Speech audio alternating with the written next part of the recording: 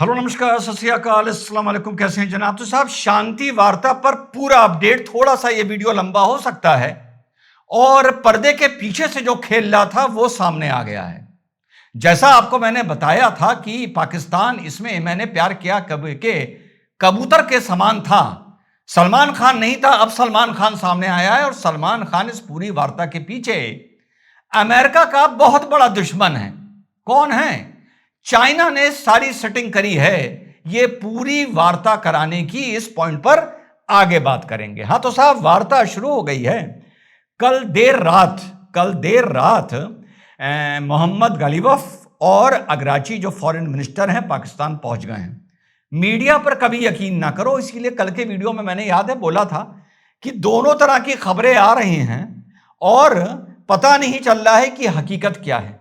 कमबख्तों ने दिन में दिखाना शुरू कर दिया था कि ईरान का प्लेन पाकिस्तान एंटर कर रहा है और पाकिस्तान के फाइटर प्लेन उसको एरियल स्कॉट दे रहे हैं। दिन में दिखाना शुरू कर दिया था। और कल देर रात ईरान के रिप्रेजेंटेटिव पाकिस्तान पहुंचे हैं। इतना खतरनाक हो गया है देश का मीडिया। खैर, तो साहब वो जब पहुंचे तो उनका स्वागत हुआ और रास्ते में जो बड़ा प्लेन था, कुछ ही लोग आए हैं, तो सीटों पे लगभग जो 150 बच्चियां और बच्चे मरे थे मिनाब स्कूल की बॉम्बिंग में, लड़ाई के शुरू में, आप लोगों को याद होगा, हर सीट पे उनकी फोटोग्राफ लगा रखी थी और ये ट्वीट किया कि they are our companion in the peace talk. तो मैंने कहा अच्छी बात है, इससे भी एक नैरेटिव सेट होता है। बहुत गलत हुआ था, 150 बच्चे मर गए थे, पूरी जांच होनी चाहिए उसकी। पर 4, 5, 8, 10, 20 फोटो 7 अक्टूबर 2023 की यहूदी बच्चियों की भी लगा देते तो वार्ता कितनी खूबसूरत होती।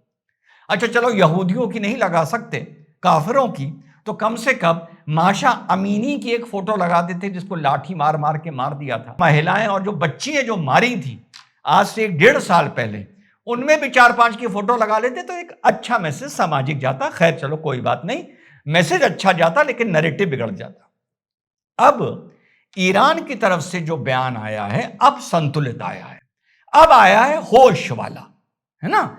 जाहिल जो कूद रहे थे 10 पॉइंट लेकर, जिसपे रिजवान हंस रहा था और पूरी दुनिया का मीडिया एक भाषा बोल रहा था, अब ईरान ने बात सही कही है।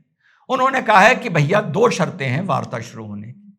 वार्ता, पहला, आप लेबनान में जो ठुकाई पिटाई कर रहे हैं वो बंद करिए, और दूसरे, जो हमारे यूएई ने लगभग $500 बिलियन के असेट्स फ्रीज कर दिए हैं। अब यह बात अलग है, कोई इनसे पूछे, अगर वो तुम्हारे असेट्स सैंक्शंस के बावजूद किसी तरह अमेरिका को मैनेज करके अपनियां खपा रहा था, तुम्हारे ऑयल के परचेज के पेमेंट में through crypto currency and all तुम्हारी मदद कर रहा था, अबे तुम्हें उसी के ऊपर सबसे ज्यादा बम मारने की क्या जरूरत थी?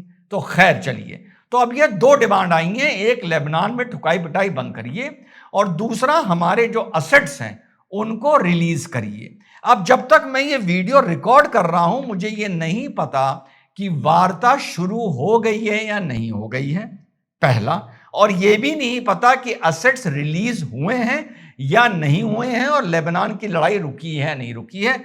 जितनी मेरी सीमित जानकारी है वो ये है कि अभी तक असेट्स रिलीज नहीं हुए हैं और लेबनान की ठुकाई पिटाई भी नहीं रुकी है। तो यह हो गया पूरी वार्ता का, और उधर से जेडी वैंस आए। अब जो पर्दे के पीछे से खिलाड़ी सामने आया है इसमें, वो आया है चाइना, और चाइना पूरा मैनेजमेंट कर रहा था इस वार्ता का। अब चाइना के बारे में क्या लिखा जा रहा है आपको बताऊं।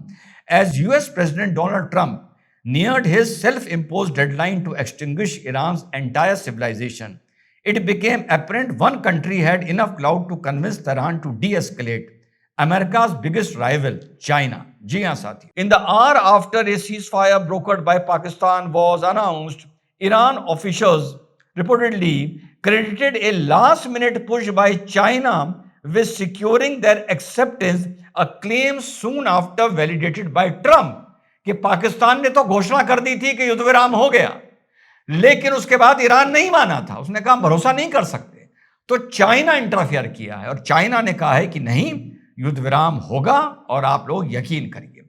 While Pakistan has positioned itself as the venue for talks, Officials and analysts suggest Beijing's role may ultimately prove decisive in determining whether the current truce evolves into a lasting agreement। के भले China Pakistan में ये बैठक हो रही है, लेकिन China का रोल है मेन देखने में कि ये वार्ता कामयाब हो। On ceasefire night hopes were fading, means ceasefire नहीं हो पा रहा था, but China stepped in and convinced Iran to agree into a preliminary ceasefire, said a senior Pakistani official, AFP source familiar with the negotiation। तो ये है, अब चीज सामने आनी शुरू हुई है कि पर्दे के पीछे से ईरान को पाकिस्तान पर कोई भरोसा नहीं था, तो चाइना गेम खेल रहा था और चाइना ने आश्वासन दिया ईरान को कि आप आओ, जो भी होगा फाइनल होगा, बेहतर होगा। और ये भी रिपोर्ट्स आ गई हैं, साफ आ गया है यूएसए से, ये तो जलील करने के लिए ये सब करते हैं। ये अब खुद अमेरिका ने बता दिया है कि यस, सोशल मीडिया पर पाकिस्तान कुछ भी जो लिख रहा था वो हम लिखवा रहे थे। अब यहां पर फूटी कौड़ी के लोग पूछते हैं कि भारत ने ये क्यों नहीं करा दिया युद्ध विराम, या किसी और नेशन ने क्यों नहीं करा दिया। जो मैंने आपको बात बताई थी, इंडोनेशिया भी इन शर्तों के लिए नाम मानता जो पाकिस्तान के ऊपर लगा रखी थी। भारत कैसे मान जाए? कोई भी स्वाभिमानी देश, सॉवरीन नेशन, यह समझौता करा ही नहीं सकता था।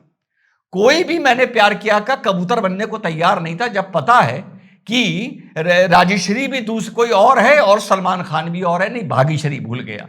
तो जहां भाग्यश्री भी कोई और है, सलमान खान भी कोई और है, तो वहां बताओ कोई स्वाभिमानी नेशन कबूतर बनने को क्यों तैयार होगा? बड़ा वैलिड पॉइंट है, चाहे वो भारत हो, इंडोनेशिया हो, कोई यूरोपियन नेशन हो, कोई भी हो। सऊदी अरेबिया तक ये मना कर देता कि ना भैया, ये नहीं चलेगा कि तुम हमें ट्वीट लिख के दो और हम तुम्हारी तरफ से ट्वीट करें, इतना स्वाभिमानी वो भी है। तो साथियों, इस वार्ता से जो सत्य खबर होगी आप लोगों को अपडेट करता रहूंगा। जब ईरान वार्ता की वो शर्तें रखेगा जिसको माना जा सकता है, तो बताऊंगा हाँ, इन शर्तों को माना जा सकता है। जब ईरान की एम्बेसी वो 10 शर्तें लिख के देगी जिस पे लोग मिठाई बांटने लगेंगे, सुभान अल्लाह वल्लाह वल्लाह करने लगेंगे, नैरेटिव सेट करने लगेंगे, और बाद में पता चलेगा कि वो शर्तें कभी थी नहीं और जिनको डस्टबिन में फेंक दिया गया, तो उन शर्तों पे अपनी प्रतिक्रिया वैसे ही दूंगा। मेरा किसी से मोहब्बत नहीं है, किसी से बैर नहीं है।